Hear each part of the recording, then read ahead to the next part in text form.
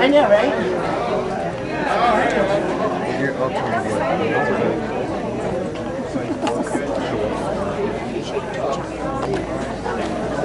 So there's seats up here. There's about 6 seats right up here if anybody wants to come take those.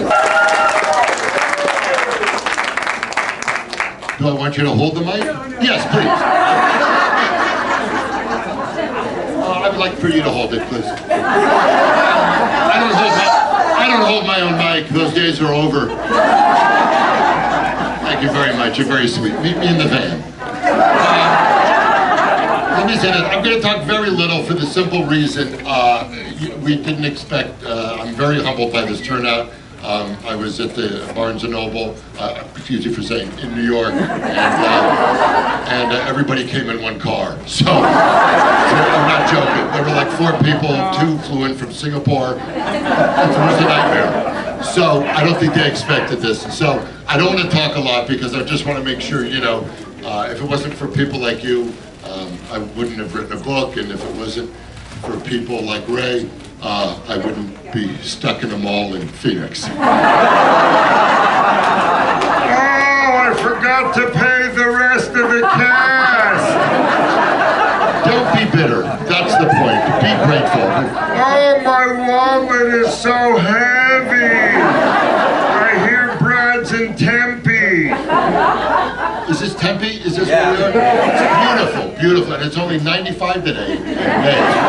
So that's it's a dry heat.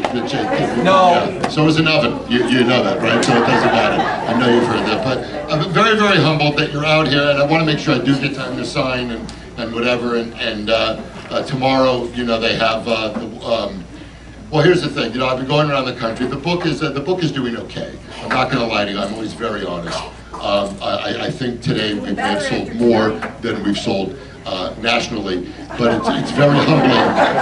It's humbling when you go into a bookstore and you look at new arrivals and the only thing on the table is 5 easy steps to a healthier prostate.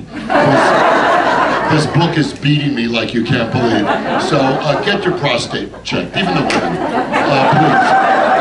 Everyone has them. Get it checked. If you can check mine later, that would be more than. But my book is about. It's really about middle age and dealing with great things in life and some things that were obstacles. And I did a couple talk shows this week. One talk show wouldn't even mention the name of the book because. And then I was on CNBC. The woman had no idea who I was, which I understand. Let me tell you how my career is really dropping. People think I'm Kramer from Seinfeld.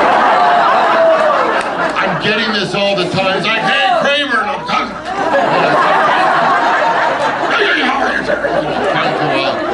So I guess in a couple of years they'll think I'm B. Arthur. I don't know what to call.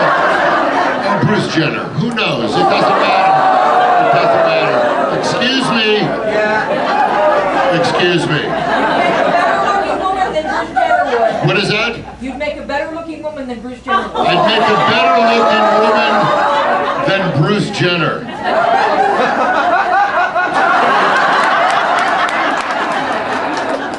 Brad, how was Tempe? Good, I was heckled by Mrs. Buttersworth. I'm kidding, I love the hotcakes. Little gas, I'm not gonna lie to you. Little gas for dinner. But it's just great to see everybody. I thank you very much. I'm gonna keep it quick. They wanted me to talk for an hour, but that's insanity because there's no reason to. What I would love to do, if it's okay, I would love to, but they have to. Supposedly they vacuum once a year here. So, they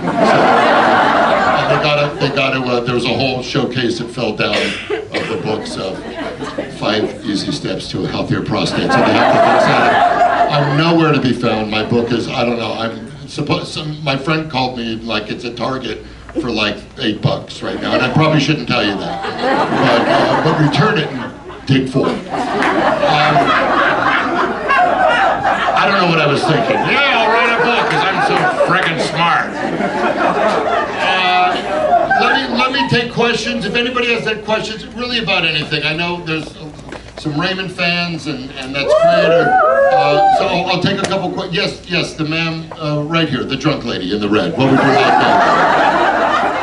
Some people are like, she's like, will you record Robert's voice in my thing? You know, and it's friggin' scary. I'm not gonna lie. But I want to be nice to everybody. Yes, ma'am. What is your question? Do I want to hear the reason why? Oh, look, I'm not Oprah. I don't care why. Yes. I think you probably started in I started as a stand-up, and I'm ending like one. Right in front of sports and gardening. Oh, if you get a hit show, save your money. It's the only, and don't get divorced, or you'll end up writing a book. I started as a stand-up. I have my own comedy club at the MGM in Vegas, and I'm there 1 week a month, and then 3 weeks a month we book comics from all over the country, and my brother runs it. He's stealing me blind, and we're having a great time. And, that was very sweet. Thank you, and I was happy to talk into. I don't know what I was talking into, but I didn't. I hope it was okay. I usually need 2 or 3 takes with something, but I'll be safe," said the shooter. Yes, right there. Yes, your name? Ellen. Ellen. Ellen is correct. Thank you. What's your question? Where is your beautiful girlfriend? Where's my beautiful girlfriend? It's funny you say that. She's a couple doors down at the pole dancing class. And she saw how many books we sold on the New York bestsellers list, and I said, TikTok. Let's get back to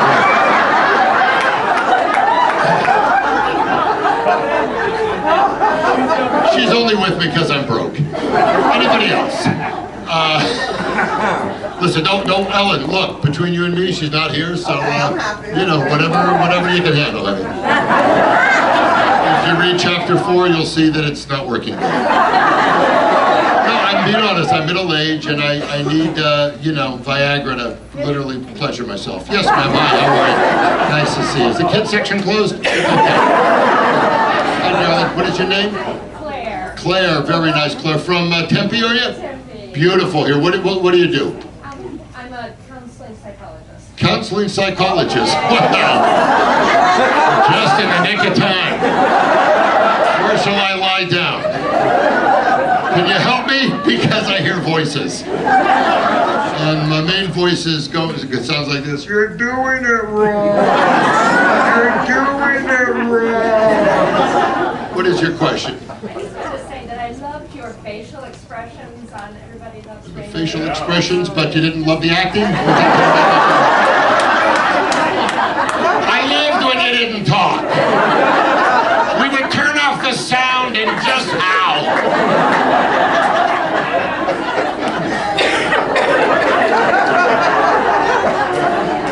I watched your show religiously. Loved your shoes.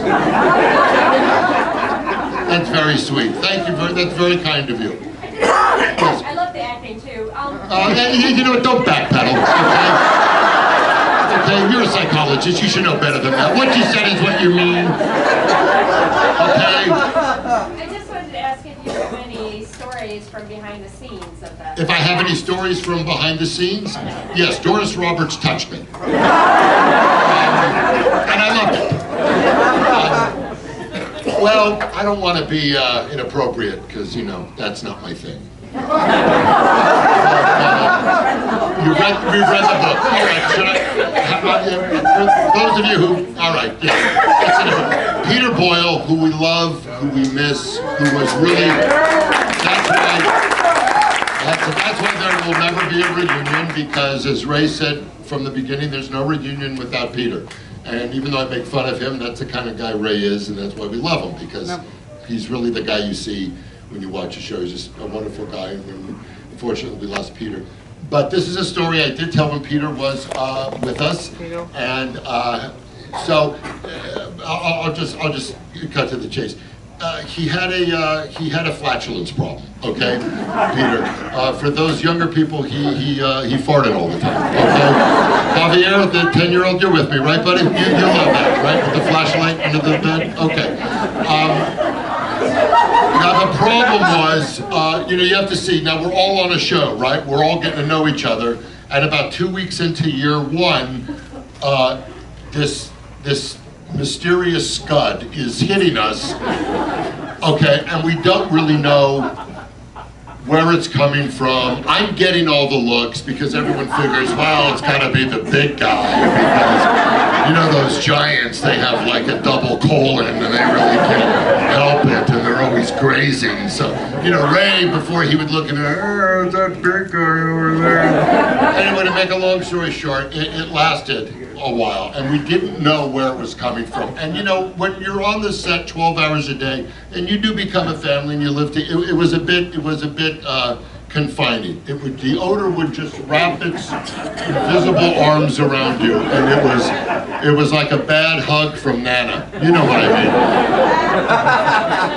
mean? Mid-season, year 3, Ray, Peter, Doris, Patty, myself, we're all outside the kitchen door. We're all in a heated argument in the show script. We're supposed to run into Ray and Deborah's kitchen in this heated argument. And one of the cameras breaks down and the director goes, hold, and now we're in a space, because it's off stage, literally the size of this table, and we're huddled in together, and here it comes. Okay? And, you know, Ray with that giant nose, he's now taking up most of the oxygen in the area.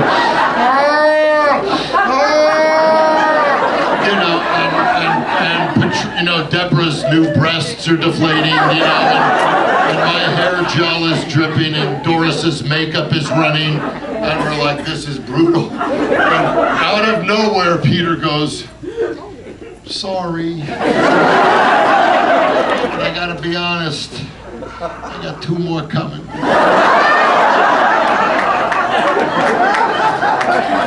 That's how you know you have an ass problem, when you know how many are left in the chamber. That's in the book. Share it with the kids during Christmas while you're cutting the turkey. So that was my insight. So we'll take a couple more. Yes, ma'am, right there. Hi. I love watching reruns of everybody. You like the reruns? What do you think of my facial expressions? Do you have any more new shows coming up? Do I have any more new shows? Does it look like it? I'm at a bookstore, lady. Changing hands. Speaking of that, shout out to the ex-wife. Really? Yeah, boo me, because I lost everything. My fault. Get it?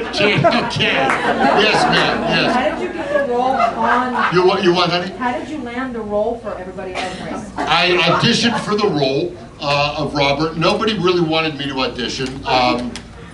Ray and I were both stand-ups, and please, son, it gets better.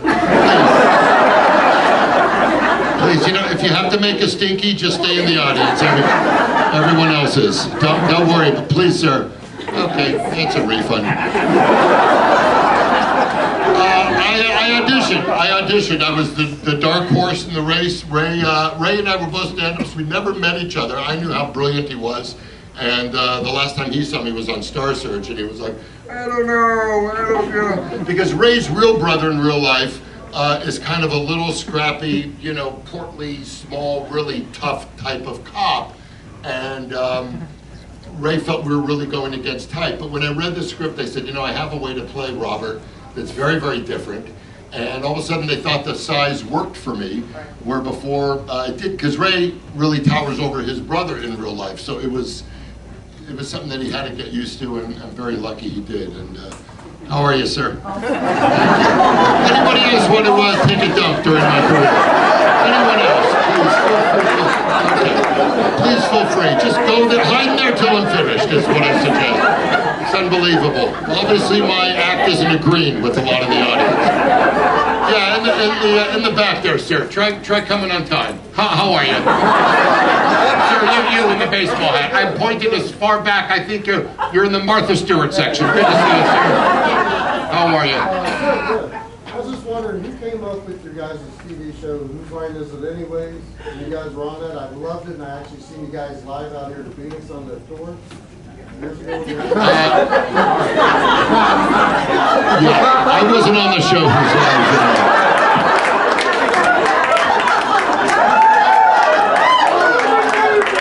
I was I was on Seinfeld. I'm Kramer. Wow. Unbelievable. Who's the owner of this shithole? Maybe a metal detector at the door? What do you think? Maybe for next time? No, I'm sorry, sir. I wasn't on Whose Line Is It Anyway? That's the other white guy. I know we look alike, but I'm sorry. That's okay. Yes, sir. Yes, Saw sir. you on Letterman last week. How about you hosting the show?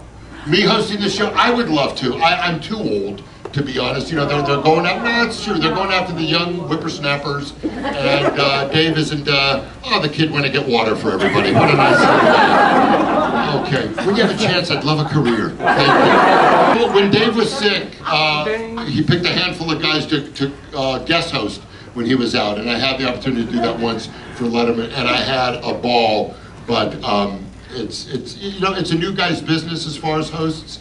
And, in a couple of years, maybe I'll get the, I'll be the cranky grandfather on a show or something like that. Who knows? But it's very nice of you to say.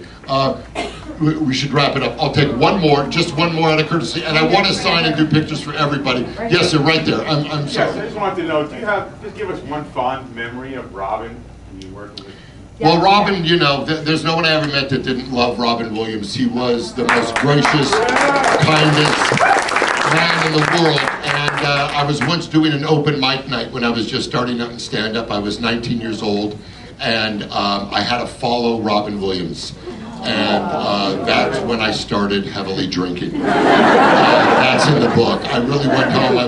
But I witnessed this man when he was 20 do something on stage that to this day I've never seen any stand-up comic do, and that is literally just make the comedy out of the moment, out of the people, out of the air. And he was one of the most generous, kindest men, and to be able to work with him on Crazy Ones. He knew everyone's name in the crew. It's 130 people, and it was a first-year show. This was the type of man he was. He put everyone before himself, and it was a tough loss. All right, thank you for coming out. I hope continue signing.